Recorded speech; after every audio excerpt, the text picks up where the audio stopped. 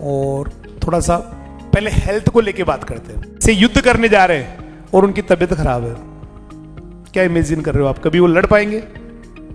या फिर और भी कोई महाराज शिवाजी औरंगजेब से लड़ने जा रहे हैं लेकिन उनकी तबीयत खराब है, कई दिनों से वो चारपाई पे लेटे, उठ के लड़ने जा रहे हैं, नहीं लड़ सकते। जीवन की लड़ाई हो चाहे युद्ध हो, सफलता हो चाहे जीवन में आगे बढ़ने का कोई भी सपना भी एक हेल्दी आदमी हेल्दी सपना देख सकता है, बीमार नहीं देख सकता। इसलिए हेल्थ जो है ना बेटा, हेल्थ एक आज से नहीं, हजारों सालों से हमारे ऋषि मुनियों ने उस जमाने में कह दिया था कि सबसे क्या बोलते हैं उसको, पहला सुख निरोगी काया, उस जमाने में कह दिया था। और ये है भी, हेल्थ से बड़ा कुछ नहीं है बेटा। अगर आपको चाहे पढ़ाई करनी है, कैरियर बनाना है, जिंदगी में आगे बढ़ना है, सपने देखने हैं, जीवन की लड़ाई लड़नी है, चुनौतियों का सामना करना है, अपने आप को किसी मुकाम पे ले जाना है, कोई ना कोई टारगेट आपका है जिसको आप पाना चाहते हैं, जीवन में कुछ करना चाहते हैं, उसके लिए सबसे जरूरी है हेल्थ। और एक इंसान ही ऐसा, मैं कल बच्चियों को बता भी रहा था, एक आदमी ही धरती पे ऐसा निकृष्ट प्राणी है, मैं सबके लिए नहीं बोल रहा हूं, जो मैं मेरी बात में खरा उतरा उसके लिए बोल रहा हूं, जो खाता है सो जाता है और उड़ता है, फिर खाता है, फिर सो जाता है। बाकी दुनिया के किसी जानवर को, गाय भैंस कुत्ता बिल्ली ऊंट, किसी को ले लीजिए आप, हमेशा आपको वो एक्सरसाइज करता मिलेगा। कभी पूंछ हिला रहा है, कभी कान हिला रहा है, कभी खूंटे पे भैंस चक्कर लगा रही है, कभी इधर देख रही है, कभी उधर देख रही है, कभी उठ खड़ी हो रही है, फिर बैठ गई, फिर खड़ी हो गई। मतलब they all are most conscious about their health. But human mostly आपको लोग ऐसे मिलेंगे, मतलब बस पड़े रहते हैं, सुबह उठेंगे 7 बजे 8 बजे, कोई घूमना नहीं, कोई एक्सरसाइज नहीं, कोई योगा नहीं, कोई मेडिटेशन नहीं, कोई केयर नहीं। और फिर उसके बाद में जब बीमारियां जकड़ लेती है, जब आदमी पे बहुत ज्यादा आ जाता है ना, मतलब भाई अब कुछ नहीं होना है ना, तब जाके फिर वो घूमना शुरू करता है कि आपका तो शुगर लेवल इतना बढ़ गया कि अब तो आपको घूमना ही पड़ेगा, अब तो आपकी हार्ट बीट जो है ना वो आपके स्टंट डल गए या आपके हार्ट में प्रॉब्लम रहने लग गई, अब तो घूमना ही पड़ेगा। मतलब डॉक्टर कहता है तो फिर आदमी मजबूरी में घूमना शुरू करता है। इससे बढ़िया है कि हेल्थ के बारे में शुरू से कॉन्शियस रहे, है ना। घूमना है, खाने के बाद थोड़ा सा टहलना है, सुबह जो है ना एक्सरसाइज करते हैं या घूमते हैं दौड़ते हैं, जो भी आप करना चाहे, है ना, क्योंकि उठने के बाद में बहुत टाइम होता है, कम से कम 10 या 15 मिनट तो हमेशा आदमी को अपना हेल्थ पे पूरा ध्यान देना चाहिए, according to science, according to medical, according to nature, बहुत कॉन्शियस होना चाहिए। अब जैसे अभी इन दिनों की बात करते हैं, मौसम चेंज हो रहा है बेटा।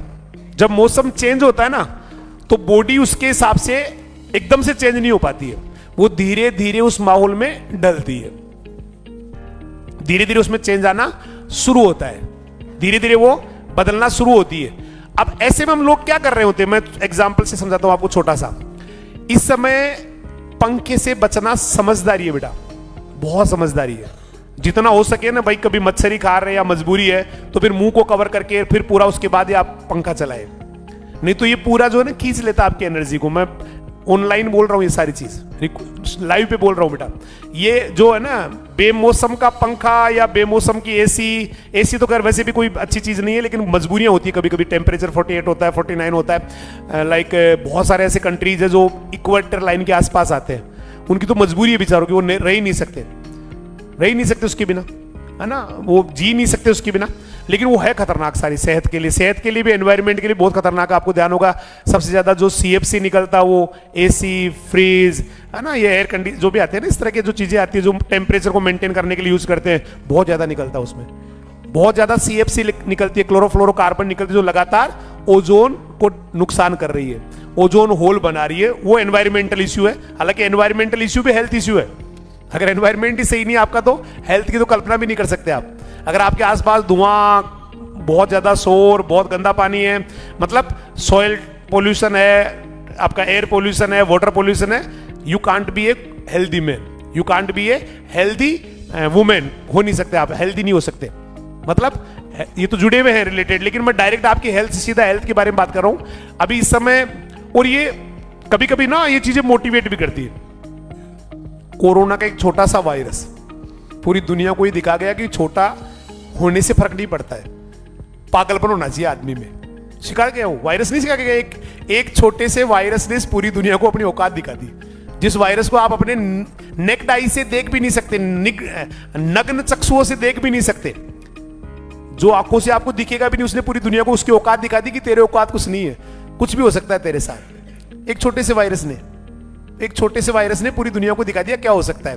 फिर उसके बाद देखिए उसमें एक वायरस और क्या सिखा सकता है। औकात तो दिखाई दी कि छोटा और बड़े से फर्क नहीं पड़ता है, आपके हौसले कितने खतरनाक, उस वायरस के हौसले देखिए आप, पूरी दुनिया में फैलने के बाद उसने अपना वेरिएंट और चेंज किया, वेरिएंट बदलता रहा। आदमी ने कोई वैक्सीन बनाई, दवाई ली या ठीक हो गया तो उसने अपना वेरिएंट चेंज कर लिया कि ठीक नहीं होने दूंगा।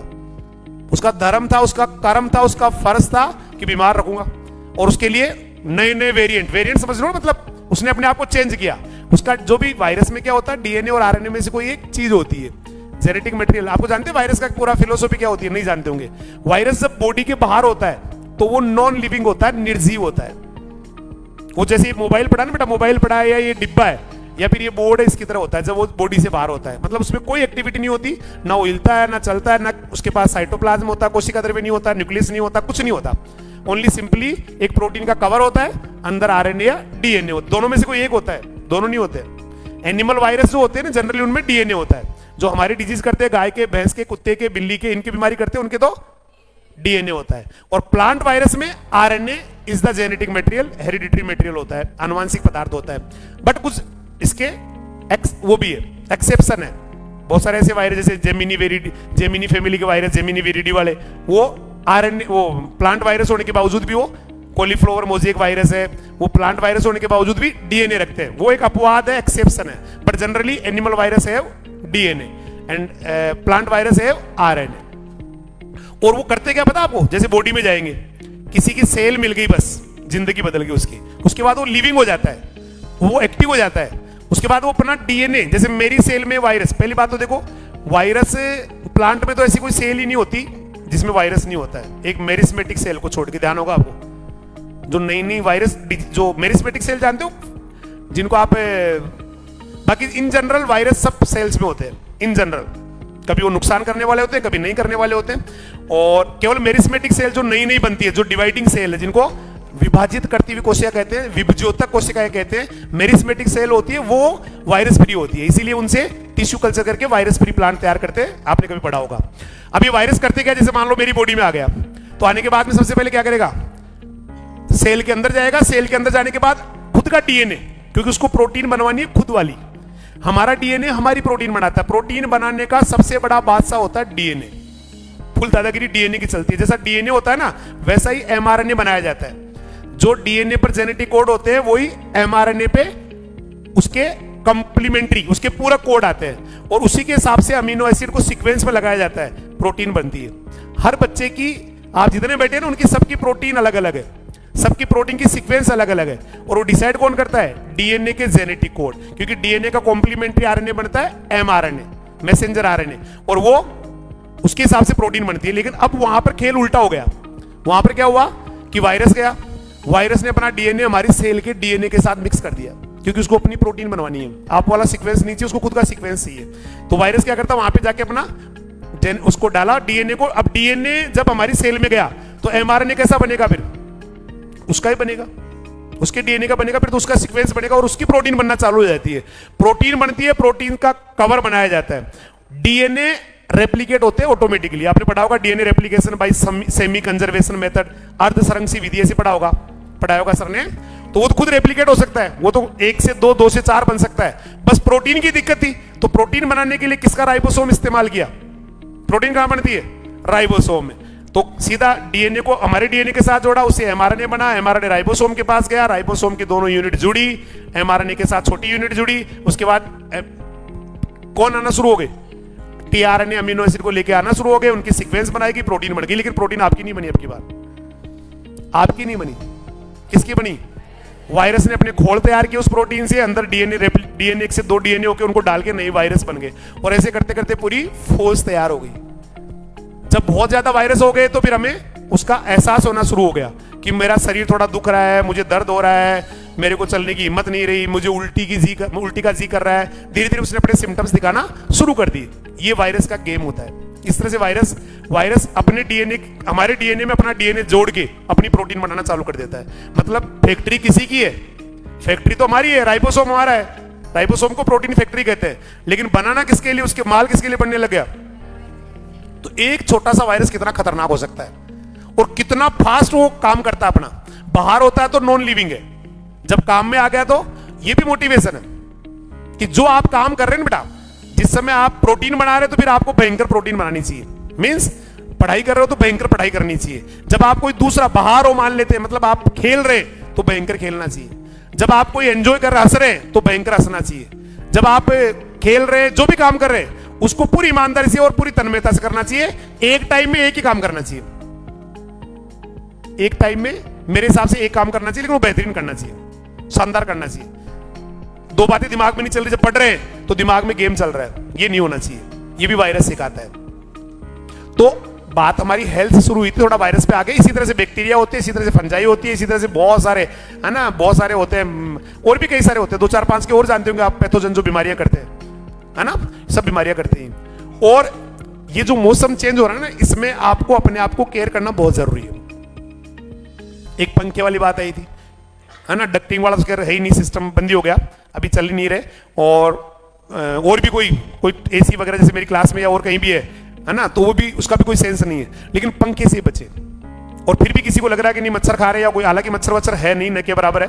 कोई हो सकता है कभी किसी को एक आदम नहीं खाते मच्छर, फिर भी कोई हो तो आप अपने बॉडी को कवर रखें बेटा, और इससे बचे।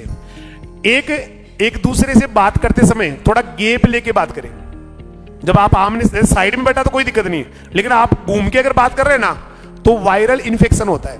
और ये जो वायरस है ये बड़ा खतरनाक चल रहा है इस समय, भी न्यूज़पेपर्स में, मीडियम भी चल रहा है कि ऐसा वायरस है जो आपको बीमारी नहीं करेगा, दस्त पक्का करेगा। लास्ट ईयर भी था, सेम वायरस था।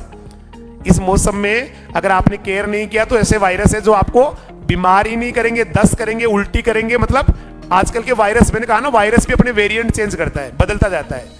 तो इसलिए ना मास्क पहनिए अगले 10 दिन के लिए। जब ये मौसम चेंज हो रहा है मास्क पहनिए बेटा। बात करते समय गैप रख के बात कीजिए। अब मेरे पास भी कहीं आते तो सीधा यहां पे आके बात करता हूं, तो मैं उसको बोलता हूं मैं बीमार हूं, तू नहीं, मैं बीमार हूं, और तू मेरे पास आएगा तो तू बीमार हो जाएगा मेरे से। इसलिए थोड़ा गैप रख के बात करें। आमने सामने घूम के करना हो तो कोशिश करेगी जैसे वैसे की वैसी, जरूरी नहीं पहले तो बात करना। फिर भी कभी लगता है तो आप थोड़ा सा जो है ना, मुंह आमने सामने नहीं रखे, क्योंकि बीमार गलती किसी और की थी। जैसे किसी को जुकाम हो गया, अब उसके नाक बह रहे हैं या वो छींक रहा है, गलती तो उसकी है क्योंकि उसने कपड़े ढंग से नहीं पहने थे, उसने केयर नहीं किया, उसने रजाई अपनी जो है ना रात को ओढ़ के नहीं सोया, पंखा रात को बंद नहीं किया, है ना, लगातार चलता रहा, गलती तो उसकी है। पर दूसरा साथ में बैठा हुआ बच्चा, वो रोजाना टाइमली उठता है, टाइमली नहाता है, सारा कुछ करता है, कवर करता है अपने आप को, सर्दी का सबका ध्यान रखता है, वो बीमार हो जाएगा। केवल एक छींटे की कीमत तुम क्या जानो मांगे लाल, वो हेल्दी को बीमार कर देगा। तभी तो कहते हैं मुंह पे हाथ रख के छींकना चाहिए, है ना, ये करना चाहिए, कहते नहीं क्या कि हाथ मुंह पे हाथ रख के छींकना चाहिए, कवर मुंह पे रुमाल रखना चाहिए, ये करना चाहिए। क्योंकि वो जो छींटा लगता है ना, वो चाहे आपके बलगम का हो, चाहे वो आपका जो म्यूकस निकल रहा है नाक से उसका हो, चाहे वो थूक का हो, वो उस हेल्दी को बीमार कर देगा।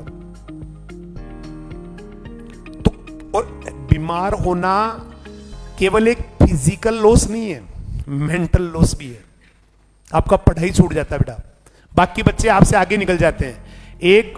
उन बच्चों की आंखों में मैंने बहुत आंसू देखे हैं जो बीमार होने के बाद एक दिन की क्लास के बाद में भी वो चीख उठते, तड़प उठते, उनकी आत्मा तड़प उठती है कि एक दिन का मतलब है मैं जीवन में बहुत पीछे निकल गया, दुनिया मेरे से बहुत आगे हो गई। ऐसे मैं कई बच्चों को देखता हूँ, 1 2 यहाँ बेटी है, 11th की बच्ची है, 11th की बेटी है, बीमार होने के बाद में भी क्लास छोड़ना नहीं चाहती है, क्योंकि इनको पता है कि कितना इंपॉर्टेंट है पढ़ाई। एक आदि उधर बैठे हैं, है ना, तो बहुत और बैठे हैं, खूब सारे बच्चे हैं जिनकी आत्मा रो पड़ती है पढ़ाई छोड़ने के, भाई आज का पढ़ाई मेरा खराब हो गया, जिनके अंदर से क्रंदन निकलता है, जिनके हार्ट बीट बहुत स्पीड से शुरू हो जाती है कि आज मैंने पढ़ाई खराब कर दी।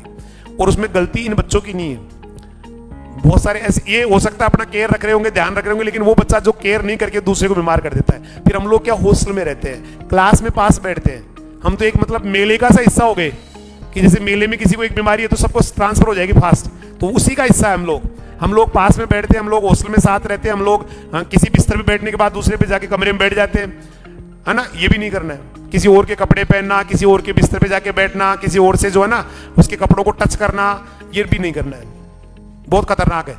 हर जगह वायरस भरे पड़े बेटा, वायरस भरे पड़े हर जगह, बैक्टीरिया हर जगह। आप कहीं भी अगर मैं बीमार हूं, मैंने यहां हाथ टच किया, किसी और ने जाके इसको बंद कर दिया, वो भी बीमार है। इतना खतरनाक है ये। और ये केवल और केवल हमारी गलतियों से आता है बेटा। रात को 12-1 बजे के बाद में अगर आपको लगता है कि पंखा चलाना जरूरी है, तो 12-1 बजे के बाद में कोशिश कीजिए कि उसको बंद करें। मुंह को जिनको प्रॉब्लम होती है, कईयों को स्पेशल प्रॉब्लम होती है, इसकी एलर्जी वगैरह होती है, तो अपने मुंह को कवर रखें। जैसे सुबह सुबह मुझे देखा होगा काला काला सा लगा के आता हूं, तो मुझे कोई मतलब शौक नहीं उसका, बट मुझे पता है कि मैं I am suffering from allergy. थोड़ा सा ठंड जाएगी, छींके शुरू हो जाएगी, दिक्कत हो जाएगी, तो कवर करके रखो। डॉक्टर ने कहा कवर करके रखो, बचने का एक तरीका है। जैसे किसी के गले में चलते ही खराश हो जाती है, गले में जलन हो जाती है, या बार बार जो है ना, तो कवर करके रखे मुंह, ठंडी आवाज आनी ही नहीं मुंह में, कवर करके रखे भाई, बचाए अपने आप को। सुबह उठते ही, बिस्तर से उठते ही बाहर ना निकले एकदम से ही, क्योंकि बिस्तर में हम अलग टेम्परेचर वाला, हमारा जो बॉडी होता है उसको कवर करने से हमारे सराउंडिंग का जो टेम्परेचर होता है वो अलग होता है। फिर अचानक हम कमरे से बाहर आ गए, वहां एकदम से ठंड होती है। कमरे का और बाहर का टेम्परेचर अलग अलग होता है, और बॉडी एकदम से उसको सहन नहीं करती है। नहाते टाइम सीधा पानी ऊपर मत डालो। नहाने के भी how to bath, how to bathe, how to bath, इसके भी एक तरीका होता है। कभी भी डायरेक्ट सिर पे पानी मत डालो, सिर पे डायरेक्ट पानी नहीं डालना है। कईयों के ब्रेन हेमरेज हो गए, डायरेक्ट पानी डालने सर्दियों के अंदर, ठंडा पानी डाल लिया, वही शहीदी हो गए वहीं की वहीं, है ना। बाल्टी को खिसका के, मग को खिसका के, फिर उनको उठा के लाना पड़ा बाहर, है ना, साबुन को खिसका के, ऐसे शहीद हो गए। पहले नहाने के लिए पहले पता क्या करना, क्या करते थे हमारे आपके दादाजी, कैसे नहाते पता आपको, कैसे नहाते बताओ। देखिए, पहले पैरों को धोते हैं, हाथों को धोते हैं। इससे क्या होता है, इससे धीरे धीरे जो है ना बेटा, बॉडी हैबिचुअल हो जाती है उसकी, उसको पता है, उसको पता लग जाता है कि मतलब कोई भी चीज, जैसे आप चल रहे हैं और आपको पता नहीं रहा, अचानक ही कोई गड्ढा आ गया, आपने उसमें पैर रख दिया, तो आपको दर्द हो सकता है, आपको मोच आ सकती है। लेकिन कोई कहे आगे गड्ढा है और फिर आपने उसमें पैर रख दिया, नहीं आएगा वो, क्योंकि आपने जानबूझ के उसको आराम से उसमें रखा धीरे से। तो बॉडी भी सेम रिएक्ट करती है बेटा। अगर बॉडी को आपने पहले बता दिया कि आप नहाने जा रहे हैं, अब बॉडी तो नहाने के मूड में ही नहीं है, बहुत मस्त आज से भाई आज नहाना ही नहीं है, मजा आएगा, आज बिना नहाए रहेंगे, और अचानक लाके बाल्टी डाल दी सिर के ऊपर, है ना, तो उससे प्रॉब्लम आती है। तो आपको पहले क्या करना चाहिए, अपने पैर धोए, हाथ धोए, फिर थोड़ा सा सीटे मारे धीरे धीरे, फिर उसके बाद नहाना चाहिए, तो उससे हैबिचुअल हो जाती है बॉडी। तो ये चीजें जिनको हमारे पूर्वज यूज करते थे, हम धीरे धीरे इनको भूलते जा रहे हैं। हमारे घर वाले कहते हैं बेटा बाहर जा रहा है एकदम से, पसीने में नहाना नहीं है, नहीं बोलते। हम लोग बहुत बार इसको, मम्मी कुछ नहीं होता है, पापा कुछ नहीं होता, दादाजी कुछ नहीं होता, दादी कुछ नहीं होता है, मैं वैसे नहाता हूं, आज तक तो कुछ हुआ नहीं, है ना, ऐसा ऐसे लगता है उसको। मतलब वो जो 100 साल का एक्सपीरियंस है, उसको लात मार दी उसने 1 मिनट में। फिर जब होता है ना बेटा, जब होता है उसके बाद पूरी जिंदगी वो इंसान रोता है। ध्यान रखना, आपके दादाजी, आपकी दादी, आपकी मम्मी, आपकी ताई, आपकी चाची, आपकी नानी, आपकी बुआ, आपकी आंटी, जो भी है, वो कह रही है ना, तो उसका कोई ना कोई मीन है, और हम लोग उसका केयर नहीं करते। हम सोचते कुछ नहीं होता, मैं तो डेली नहाता हूं, मेरे तो कुछ नहीं हुआ आज तक। लेकिन जिस दिन होगा ना, पूरी जिंदगी छींकते रहोगे, खांसते रहोगे, है ना, आहे भरते रहोगे बेटा, जिस दिन होगा उसके बाद में। ऐसे हम लोग कभी कभी कहीं से कूद रहे होते हैं, घर वाले कहते हैं कूद मत, लग जाएगी, कोई नस ऊंची नीची हो जाएगी, कोई, है ना, तो वो नस मतलब उनके जो फाइबर्स, बॉडी फाइबर्स जो भी हमारे होते हैं, और वो डिस्टर्ब हो जाएंगे। मम्मी कुछ नहीं होता है, और जब होता है ना, जिस दिन होता है उसके बाद पूरी जिंदगी रोता है वो। जब होता है, हमें बीमार होने का मतलब केवल बीमार होना नहीं है, जिंदगी के कुछ दिन कम करना भी होता है उसमें। अगर आप लगातार बीमार पड़ रहे हैं, इसका मतलब आप लगातार अपनी जिंदगी के लास्ट के दिनों को यूं सिकोड़ते जा रहे हैं इधर लेके। आपका हेल्दी रहना बहुत जरूरी है, इसलिए वो कह रहे हैं तो उसका मीन है, वो कोई बेवकूफ नहीं है, वो आपके दुश्मन नहीं है, वो आपका बुरा नहीं चाहते बेटा, वो आपके साथ कोई गलत चीज होना देखना नहीं चाहते। उनके वो नहीं चाहते कि आप, उनका बच्चा उनकी आंखों के सामने करा रहा हो, उनका बच्चा आंखों के सामने बीमारी से तड़प रहा हो, वो नहीं चाहते इस बात को। इसलिए वो बहुत अच्छे से बोलते हैं, उनकी बात को सुनना है और मानना है, क्योंकि ये बॉडी भी बहुत इंपॉर्टेंट है। लाइफ के साथ साथ आपका बॉडी का हेल्दी रहना भी जरूरी है बेटा। अगर कोई टीचर कह रहे हैं, कोई बड़े कह रहे हैं, तो उनकी बात में 100% दम नहीं बेटा, 101% दम है। वो बातें बता रहे हैं जो उन्होंने दुनिया से सीखी है, या उन्होंने खुद के जीवन पे उनके साथ हो चुकी है, वो आपको वो वाला एक्सपीरियंस दे रहे हैं। ज्यादा डॉक्टर नहीं बनना। कई सारे ऐसे भी बैठे हैं जिनको ये कहो दवाई दवाई दवाई तो सर मैं आया था ना जून में तो ले आया था, ऐसे बोलते हैं। मैं हिल जाता हूं, अरे दादा हम कोई जानवर थोड़ी है। कोई भी दवाई जो टेस्ट होती है ना, पहले कोई चूहों पे करते हैं, फिर खरगोश पे करते हैं, फिर कुत्तों पे करते हैं, फिर बिल्लियों पे करते हैं, फिर ऊंटों पे करते हैं, फिर गाय पे करते हैं, भैंस पे करते हैं, फिर आदमी पे करते हैं। बहुत इंपॉर्टेंट आदमी बहुत इंपॉर्टेंट है। आदमी इंपॉर्टेंट नहीं, बहुत इंपॉर्टेंट आदमी। एक भैंस के गाड़ी के बता रखा फिर कई बार, भैंस के अगर किसी गाड़ी ने टक्कर मार दी ना, ज्यादा भैंस का पैसा लग जाएगा, कोर्ट भी ये कहेगा भैंस का पैसा चुका दे और जाए। लेकिन एक बच्चा जिसको मम्मी नहला रही है, उसको ऐसे पकड़ रखा है, ऐसे गलती से वो छूट गया, गलती से, और मर गया, तो उसके लिए कोर्ट ये नहीं कहता कि 1 लाख रुपए दे दो, 10 लाख रुपए दे दो, 50 लाख रुपए दो। अगर गलती से छूट गया हो सकता है माफी मिल जाए, लेकिन अगर ये साबित हो गया उस कोर्ट में कि उस मम्मी ने जानबूझ के अपनी पकड़ को यूं इतना सा, देखो इतना सा, ये जानबूझ के किया था। एक तो होता अपने आप हो गया, स्लिप हो गया, एक जानबूझ के किया था। अगर कोर्ट में जानबूझ के किया था, दफा 302 के तहत उम्र कैद की सजा होती है बेटा। चाहे बच्चा 2 महीने का हो चाहे 2 साल का हो, उम्र कैद होती है, पूरी जिंदगी जमानत नहीं होती है। दफा 302 में जमानत नहीं होती है। एक बार जुर्म साबित हो गया, जेल भोगनी पड़ेगी उस मम्मी को। इसका मतलब भैंस 25 साल की, बच्चा 2 महीने का, इंपॉर्टेंट बच्चा है, बहुत इंपॉर्टेंट है। दुनिया में तो और भी ज्यादा है, दुनिया में तो मतलब इंडिया से भी ज्यादा वैल्यूएबल मानते हैं जान को। वहां तो किसी ने किसी को डिस्टर्ब किया तो उसी को उसी की लेवल की सजा मिलती है, हाथ काट देते हैं। ऐसे भी है कई प्रजातंत्र जहां पे राजतंत्र है कि आपने किसी को गलत आंखों से देखा, गलत नजर से तो आंखें निकाल लेते बाहर देखने से। आपने किसी को छुआ गलत इरादे से, हाथ ही काट देते हैं। ऐसे भी कानून है। यूएई, सऊदी अरब, कुवैत, वहां तो ऐसा चलता है इतना, क्योंकि आदमी इंपॉर्टेंट है बेटा। गलती करने वाले को सजा मिलना जरूरी है। तो आप बहुत इंपॉर्टेंट है। आप जीवन की लड़ाई को तभी जीत पाएंगे जब आप हेल्दी रहेंगे, आपकी सोच हेल्दी होगी। सोच वाला भी खतरनाक काम है। सोच तो बीमार पड़ गई पूरी। सोच तो इस मोबाइल ने, इस इंस्टाग्राम ने, इस यूट्यूब ने ऐसा बर्बाद कर दिया कि हेल्दी सोच वर्ड तो आने वाली पीढ़ी में खत्म हो जाना है। आज 12वीं क्लास में 11वीं क्लास में पढ़ने वाले बच्चे को एक थप्पड़ मार दो, वहीं शहीद हो जाता है। ये टाइम आ गया, ये हालत हो गई, ये हालत हो गई। क्योंकि मैंने पहले भी कहा था, जो आपका मेंटल हेल्थ है वो आपकी फिजिकल हेल्थ को भी इफेक्ट करता है। आप जैसा सोचते हैं बॉडी वैसे ही रिएक्ट करती है, वैसी ही दिखने लग जाती है।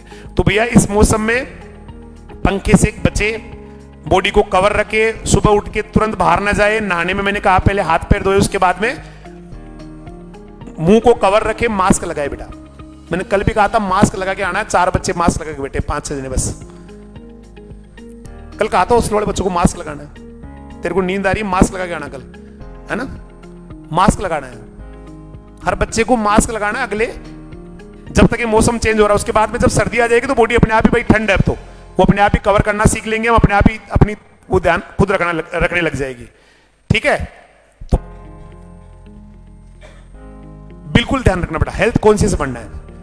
एक तरफ 10,000 करोड़ रुपए पड़े और एक तरफ आदमी बीमार पड़ा जिसके वो पैसे बेकार हो।